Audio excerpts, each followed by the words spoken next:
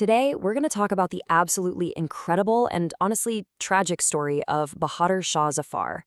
He was the 20th and, as it turns out, the very last emperor of the once unstoppable Mughal dynasty. He was a poet, a mystic, and a king whose name became the symbol for a rebellion he never, ever wanted. You know, that's a line from one of Zafar's own poems, which he wrote when he was all alone in exile. It's just a heartbreaking way to be remembered. But it begs the question, right? How does an emperor, the heir to a dynasty that lasted 300 years, end up like this, without even a proper burial place in the country he was supposed to rule? Well, to figure that out, we have to understand the man himself. You see, long before he was the face of a rebellion, Zafar was known for something completely different. He was a man of culture, a man of letters, who happened to inherit a throne that was really just a shadow of what it used to be. I mean, the gap between the title and the reality was just massive. On paper, he was the emperor of Hindustan. In the real world, his power barely stretched beyond the walls of Delhi. The mighty Mughal Empire had basically shrunk to one city, and Zafar himself was living on a pension from the British East India Company. He was their pensioner. And this really gets to the heart of who he was. He wasn't a general or a politician. He was an acclaimed Urdu poet. He even had a pen name, Zafar, which, and you gotta love the irony here, means victory. He was a devout Sufi, way more interested in mysticism than in military strategy. Sources say he had zero imperial ambition and pretty much lived like a poor scholar. His court wasn't a hub for scheming, it was a center for culture, a place where legendary poets like Mirza Ghalib hung out. This was not a guy who was looking for a fight.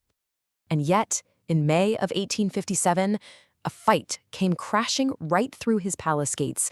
And this poet king was suddenly shoved into the role of a lifetime as the figurehead of the Great Indian Rebellion. It's hard to even imagine the chaos of that moment. Rebellious sepoys just pour into Delhi. They're not exactly respectful to the 82-year-old emperor, but they need him, badly. They knew that without the legitimacy of the Mughal throne, their uprising was just a mutiny. It wouldn't have the weight of a true war for independence. Zafar was, understandably, completely indecisive. He told them, look, I have no money, no soldiers, nothing to help you with. But the pressure was just immense. And then, only a few days later, 52 European prisoners were executed right in front of his palace, against his direct orders. It was a horrific move, basically designed to force his hand and make him complicit. So what could he do? He gave in. Surrounded by total chaos, horrified by the violence, he finally gave his public blessing to the rebellion. And just like that, the poet had become a revolutionary. At least in name. Zafar's reluctant okay basically transformed the mutiny into a massive war for independence, with Delhi right at the center of it all. And of course, the British response was going to be swift, and it was going to be brutal. With way more firepower and discipline, the East India Company's forces surrounded the city. They laid siege, their cannons just pounding the ancient walls. Meanwhile, inside, the new rebel government was a total mess, described as functioning haphazardly. For Zafar and the rebels, the writing was on the wall, and it was terrifying. As the city finally fell, Zafar didn't make some heroic last stand. He fled. Not to keep fighting, but to hide out at the tomb of his ancestor, Humayun. And it was there on September 20th, 1857, that he was captured by a British officer named Major William Hodgson. The end came so fast and so brutally. The very next day, that same officer, Hodgson, on his own authority, executed Zafar's sons and a grandson. He did it at a place that's now known as the Koni Darwaza, which means the Bloody Gate.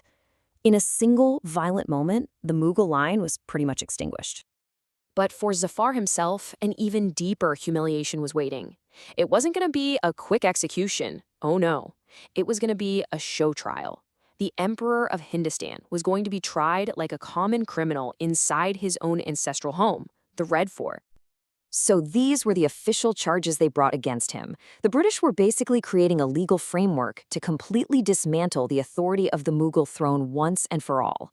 They accused him of everything from helping the mutiny to, and this was the really damning one, being an accessory to the murder of Christians, even though he had protested those killings.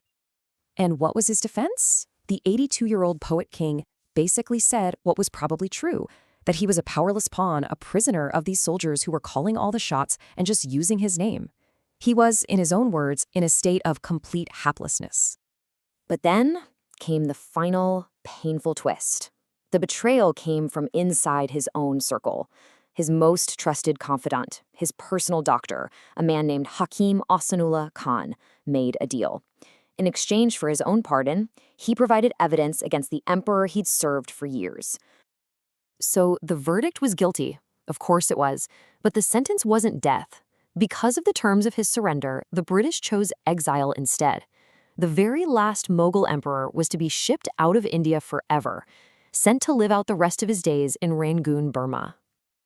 And so, far, far away from the gardens and the poetry of Delhi, the final chapter of Zafar's life began, not as an emperor, but as a prisoner and a poet. He died in 1862. He was 87 years old. Think about that. A long life that started in the twilight of an empire and ended in the darkness of its total extinction. The historical accounts paint a really bleak picture of his end. His health just fell apart until he was so weak that he had to be spoon-fed broth. He was buried in an unmarked grave in some quiet corner of Rangoon. You know, in the end, it's his own words that really capture his story best. He wrote, "I asked for a long life, I received 4 days, 2 passed in desire, 2 in waiting.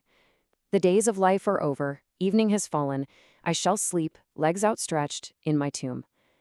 A quiet, sad end for a man whose name was roared at the center of a storm.